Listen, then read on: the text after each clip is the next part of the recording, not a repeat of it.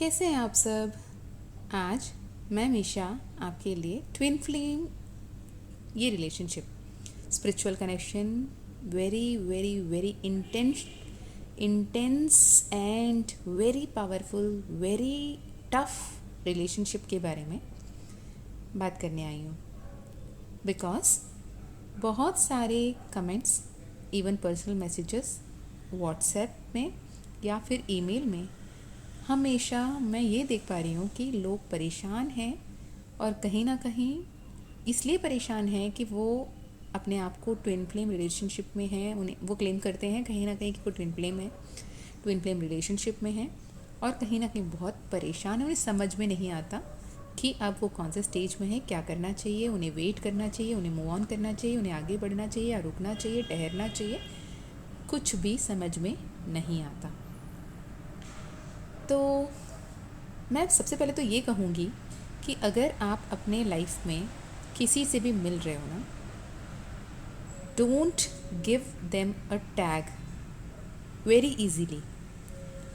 उन्हें सोलमेट कहना, उन्हें ट्विन फ्लेम कहना, उन्हें कार्मिक कहना, क्योंकि आपको ऐसा लगता है कि वो आपके ट्विन फ्लेम है, क्योंकि आपको ऐसा लगता है कि वो आपको कार्मिक है, क्योंकि ऐसा लगता है कि वो आपके सोलमेट है, इसलिए उन्हें वो टैग दे देना is not advisable, it is not wise, because आपका कौन क्या है, कौन क्या पर्पस से आपके लाइफ में आ रहे हैं, उनका आपके लाइफ में आने का क्या मकसद है, ईश्वर उन्हें आपके लाइफ में क्यों भेजते हैं, यूनिवर्स आपके लाइफ में आपसे क्या चाहता है, it is all about divine plan.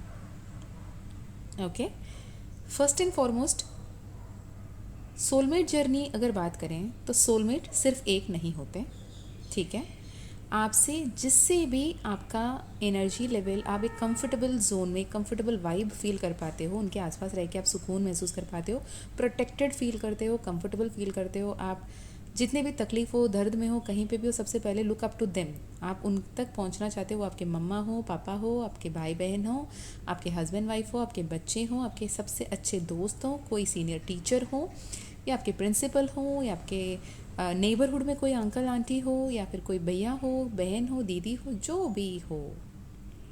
Even at times आप अगर कोई अनजान जगह में सोलो ट्रैवल कर रहे हो और वहाँ पे आप एक फ़्लाइट में या फिर एक शिप में या फिर एक ट्रेन में अगर आपके कोई को पैसेंजर मिल जाते हैं जो आपको बहुत कंफर्टेबल फील कराते हैं, आपको प्रोटेक्ट करते हैं विदाउट इन रीज़न, उनको पता है कि आधे 1 घंटे में या 2 घंटे में या 4 घंटे में आपका सफ़र बस इतना ही है, लेकिन वो आपको अच्छा फील कराने के बारे में सोचते हैं, आपको बेटर फील कराना चाहते हैं, आपके बारे में सोचते हैं और आपको कंफर्टेबल वाला फीलिंग देते हैं। That is your soul tribe. अगर आप ये वीडियो अभी सुन रहे हो और मैं दुनिया के किस कोने से बोल रही हूँ आपको नहीं पता, और मुझे नहीं पता कि आप दुनिया के किस कोने से सुन रहे हो, और कहीं ना कहीं मुझे बस इतना पता है कि आपको इस वीडियो से कुछ तो हेल्प होगी और कुछ मदद मिलेगी और कुछ मैसेजेस आपको सुनने की ज़रूरत है, because at soul level we are connected. Otherwise आप मेरे मैसेजेस नहीं सुनते और मैं आपके लिए ये मैसेजेस लेकर नहीं आती या ना चैनल करती, राइट। तो this is all about soulmate journey. आपके क्या रिलेशनशिप है, क्या उसका टर्म स्पेसिफाई करता है, आइदर योर ब्लड रिलेटिव्स और योर फ्रेंड्स और your just acquaintance, doesn't even count.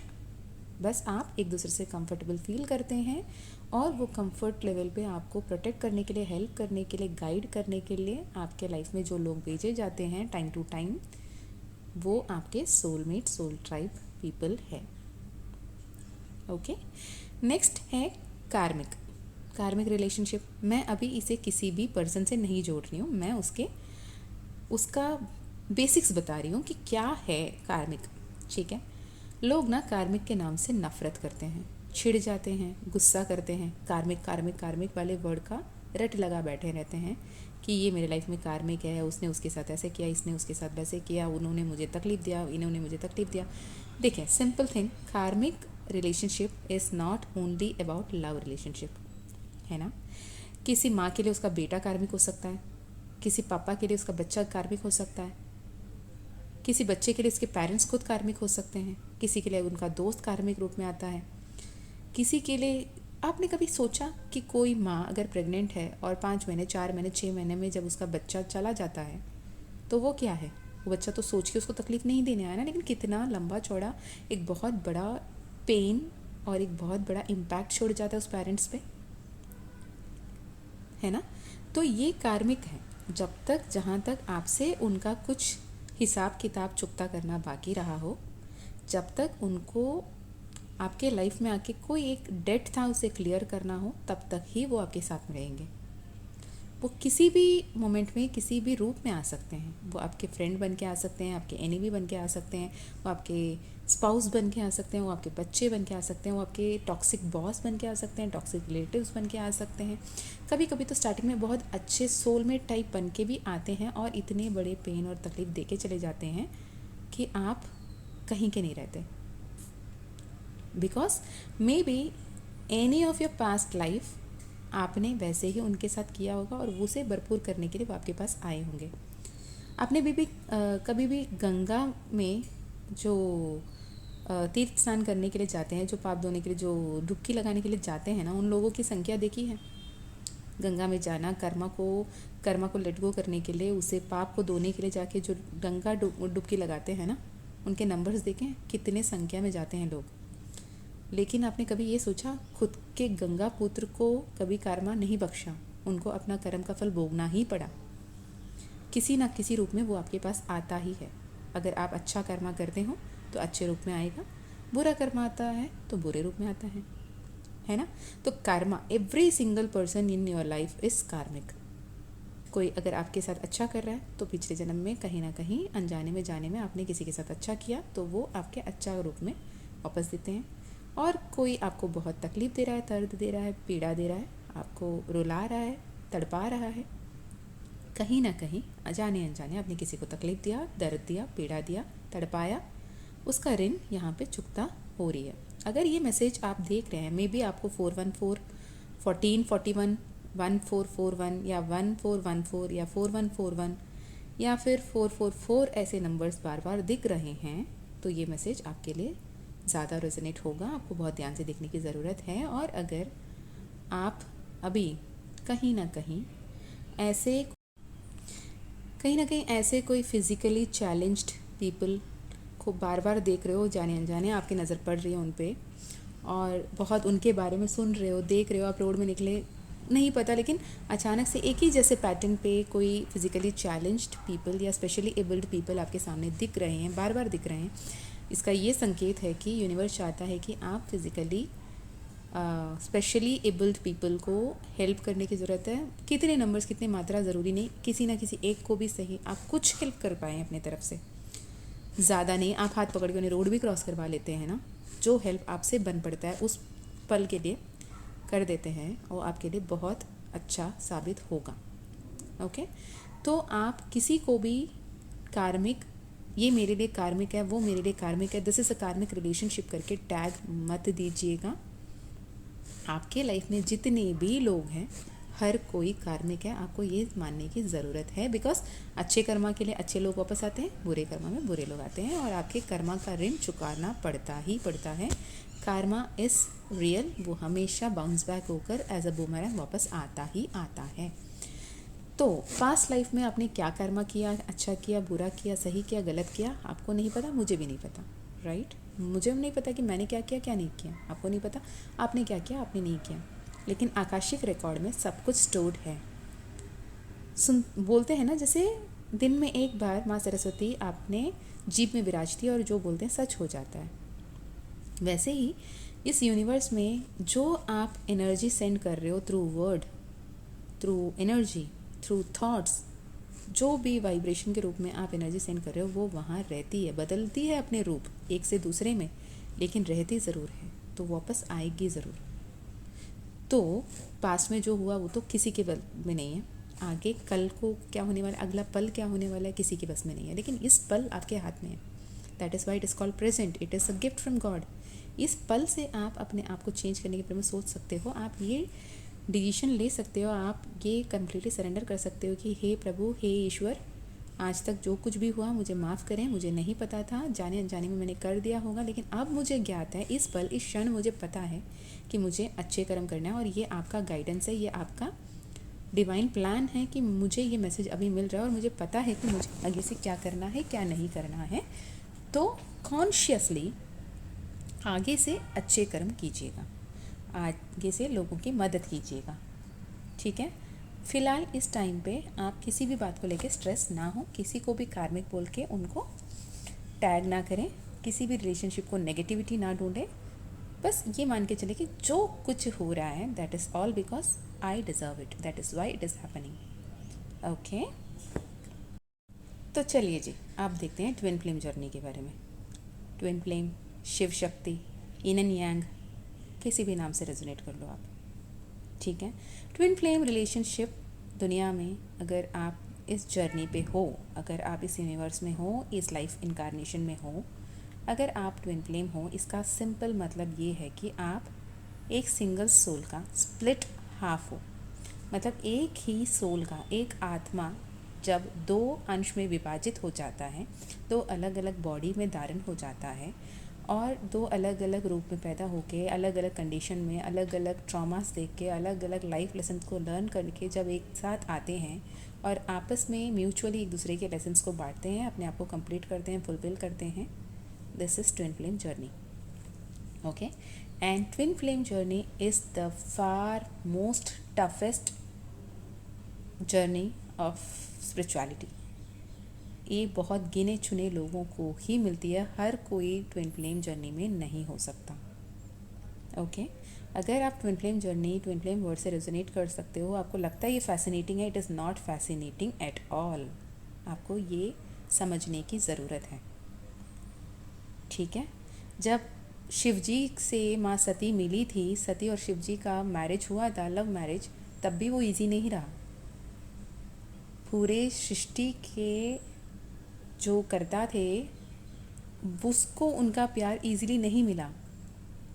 माँ सती जब शिव से शादी की थी, उस वक्त में कितने ऑब्जेक्शंस थे। उनके खुद के पिता दक्ष उनके शादी के खिलाफ थे, उनको कितना ह्यूमिलिएट किया, कितना हर्ट किया, सब आपको पता था, पता है राइट? नहीं पता है? कितने सारे स्टोरीज़ हैं, सुने ही होंगे कहीं ना कहीं।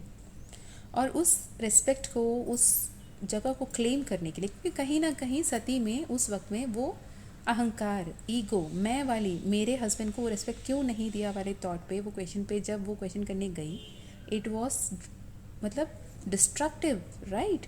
जब उनके पिता दक्ष के पास जाके शिव के लिए अपना राइट्स मांगा, तो शिव जी ने पहले उन्हें मना किया था, मत जाओ Sati, it is not right.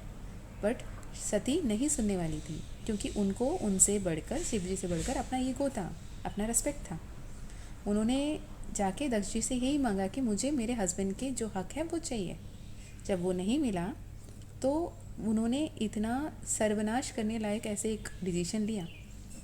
और रही बात शिव जी की, शिव जी हमेशा समाधि में रहने वाले, शांत रहने वाले, मेडिटेट करने वाले, ध्यान में रहने वाले, कभी किसी को फालतू में तंग नहीं करने वाले, किसी भी प्राणी को तकलीफ में नहीं देख सकते वाले शिव जी जब अपने बाल का एक मात्र, उसका जो एक बाल से जो निकले वीरभद्र ने सब कुछ तहस नहस कर दिया।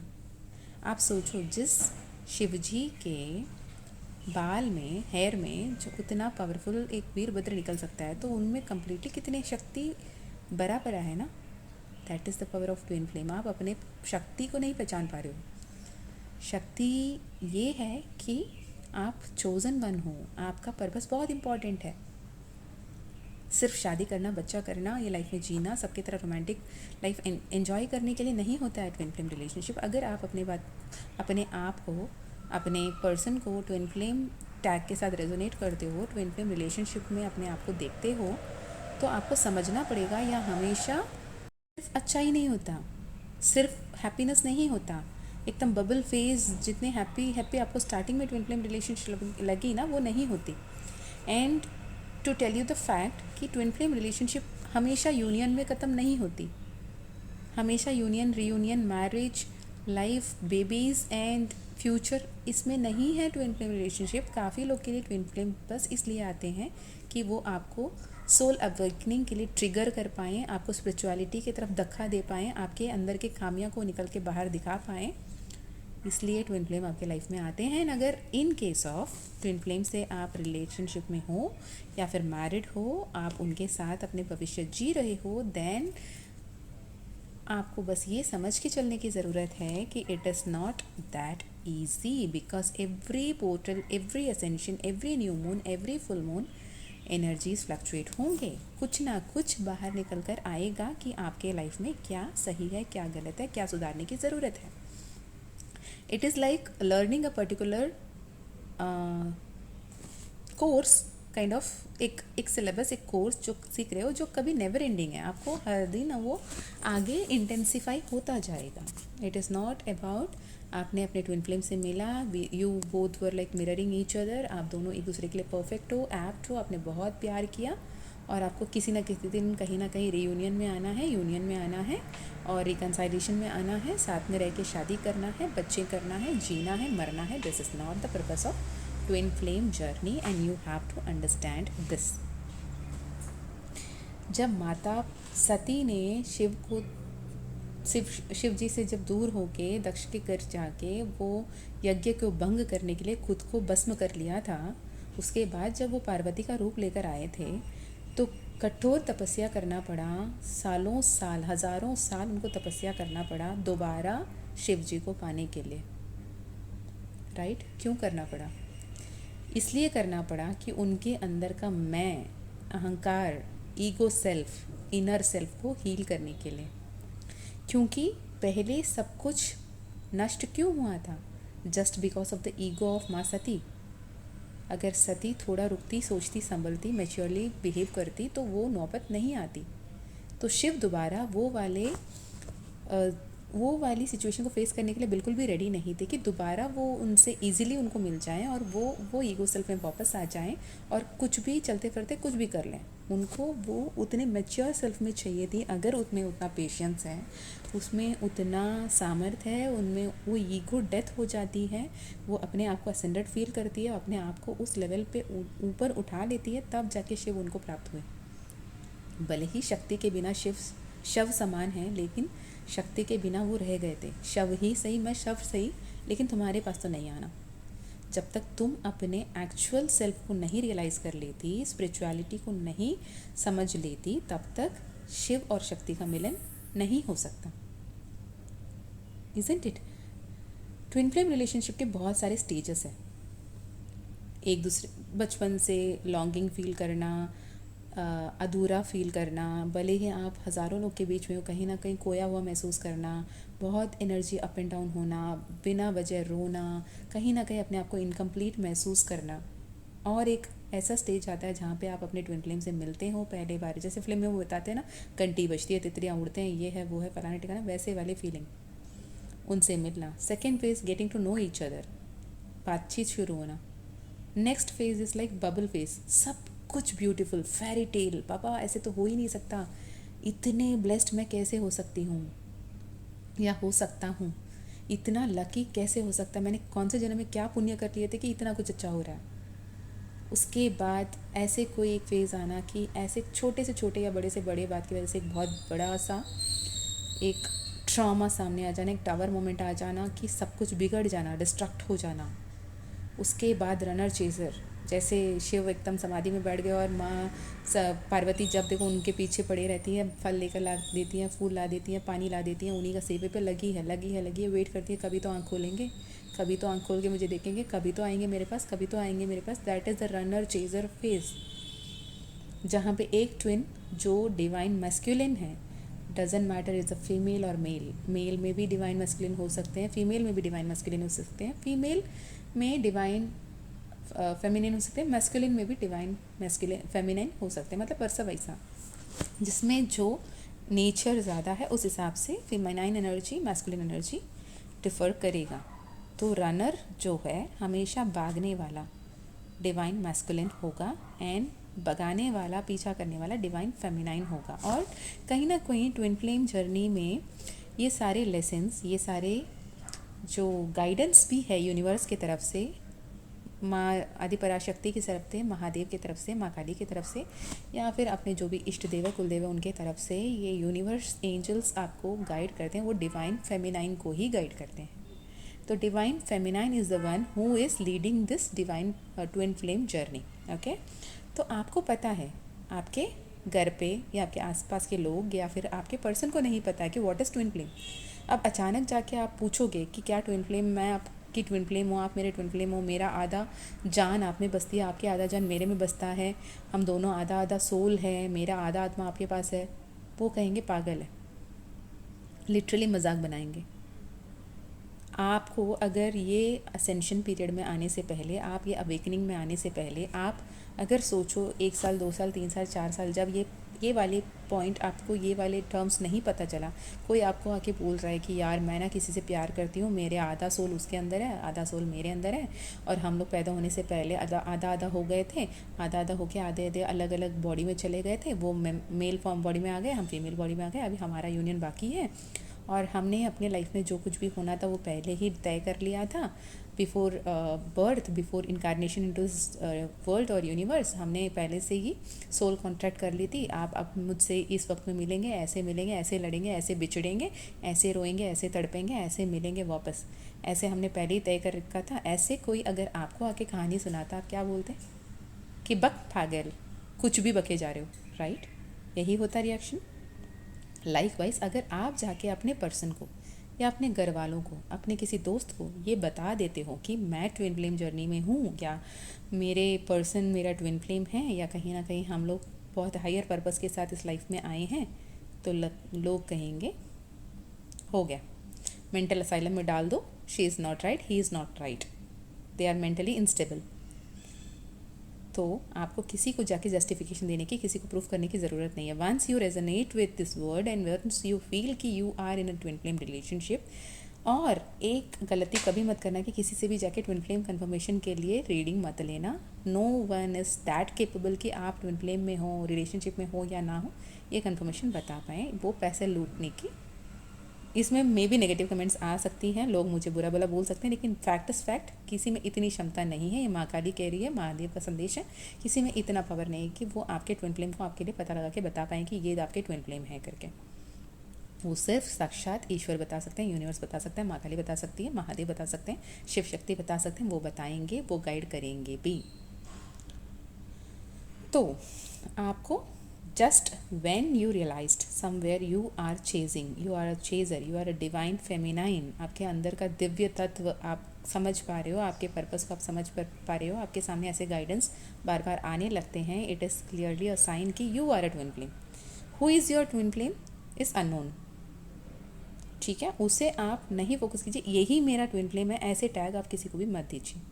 आप बस ईश्वर को ये बोलिए जो मेरा ट्विन फ्लेम है उसके लिए मैं वेट कर रही हूँ, आप मुझे उनके पास लेकर जाइए, उन तक मुझे पहुँचाएँ।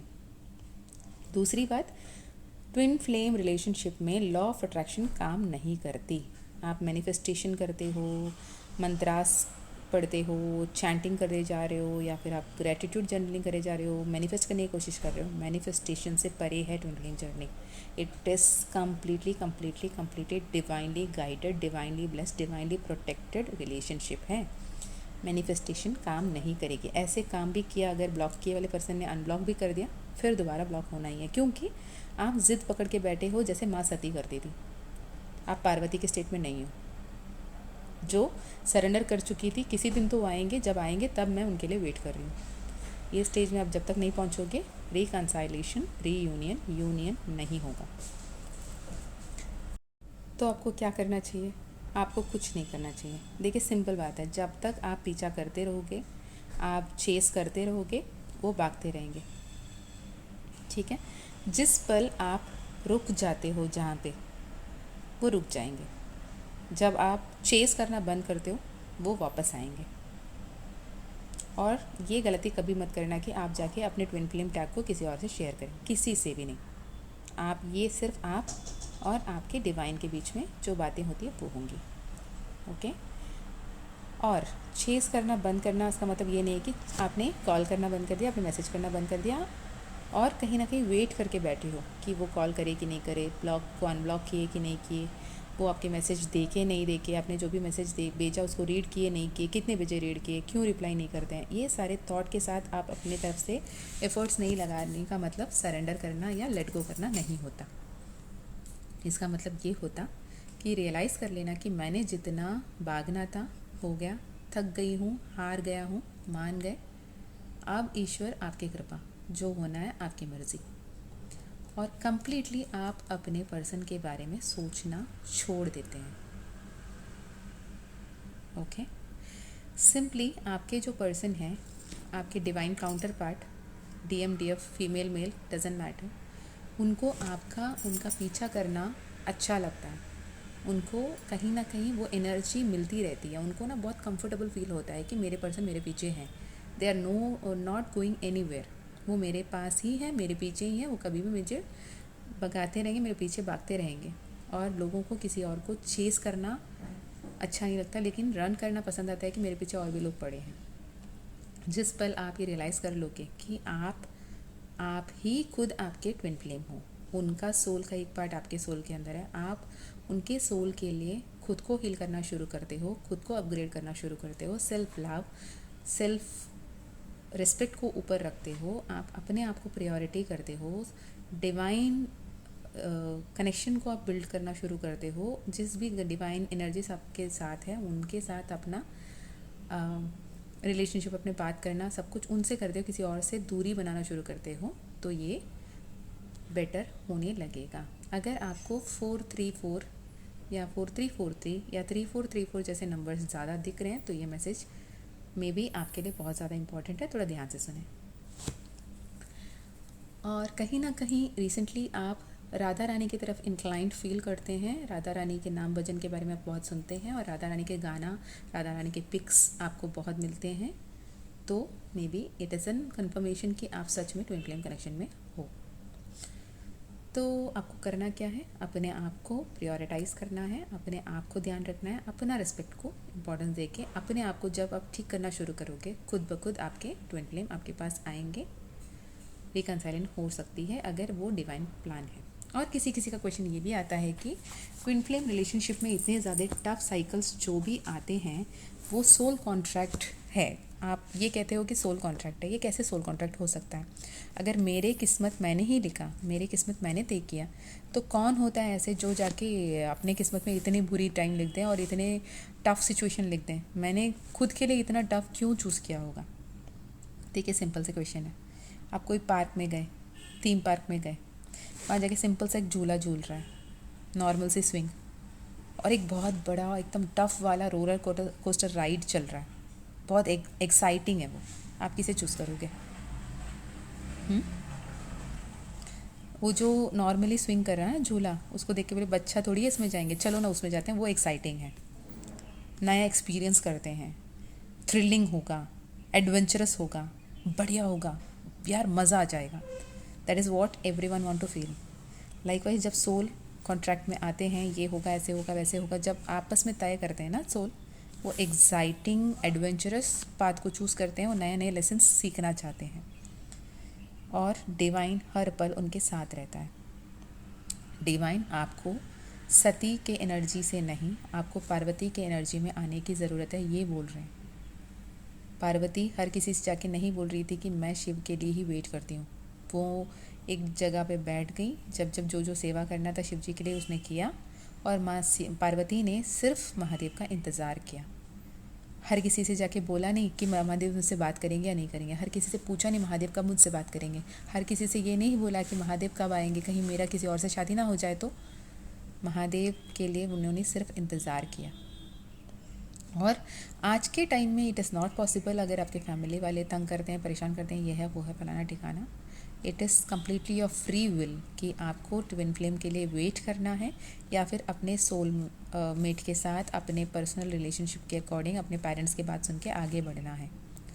बट रिमेंबर, जिस ट्विन फ्लेम जर्नी से आप क्विट कर रहे हो, मे बी नेक्स्ट जन्म में यही और इतने टफ होके वापस आ सकता है। तो डिसीजन इज़ योर सोल्स, आपका भी नहीं, आपका सोल का डिसीजन होगा क्या करना है। और ट्विन फ्लेम जर्नी को क्विट करना टफ़ तो नहीं है, टफेस्ट है।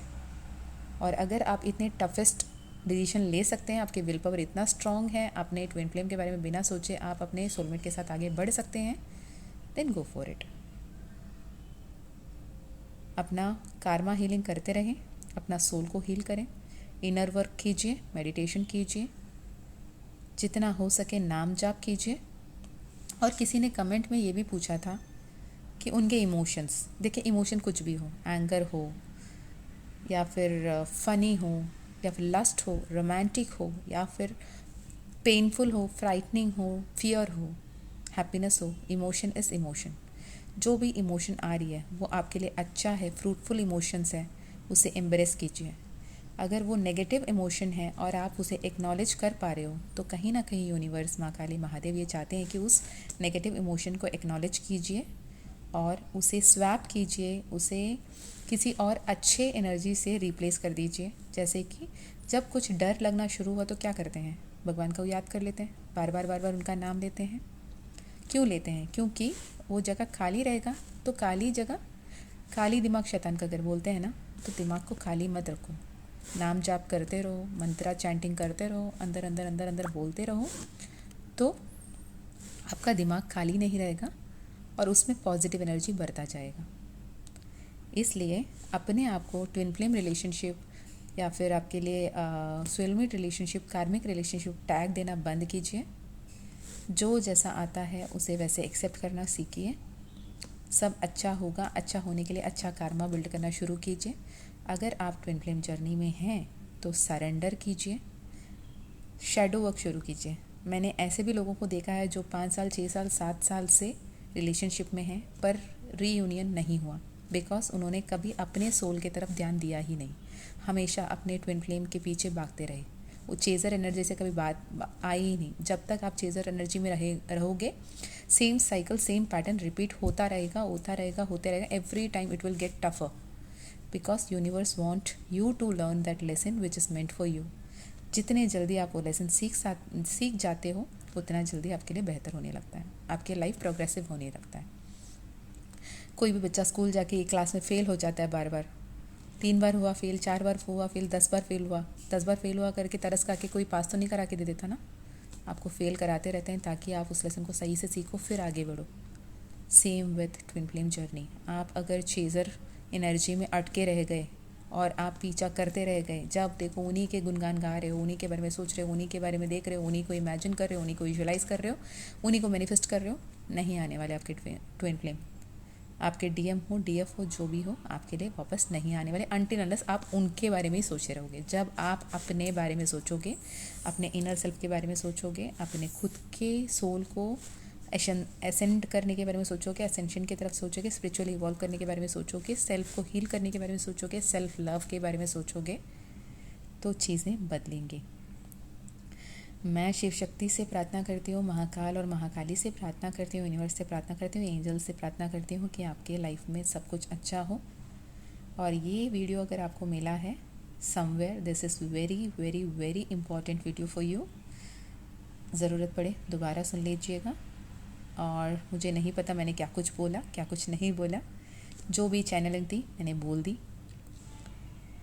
और अपना ध्यान रखिएगा। Twin flame journey is not about marriage, it is not about reunion, it is not about having child, it is not about living together. It is about learning together, ascending together, evolving together spiritually, mentally as well.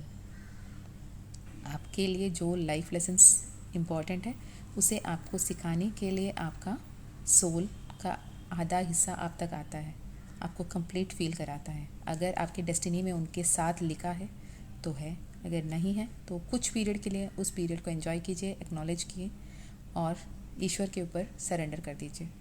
ईश्वर को जिन्हें आपके life में लाना होगा वो खुद लेकर आएंगे।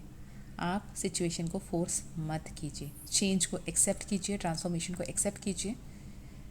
एक फेज़ को ख़त्म करोगे तो दूसरा फेज़ शुरू होगा। जब तक एक जगह में अटके रह जाओगे, मुट्ठी खोलोगे नहीं, तो नया चीज़, नया आशीर्वाद, नए ब्लेसिंग्स, नए मिरेकल्स नहीं आ पाएंगे। इस बात को समझिए, अपना ध्यान रखिए, खुश रहिए, दूसरों को भी खुश रखिए।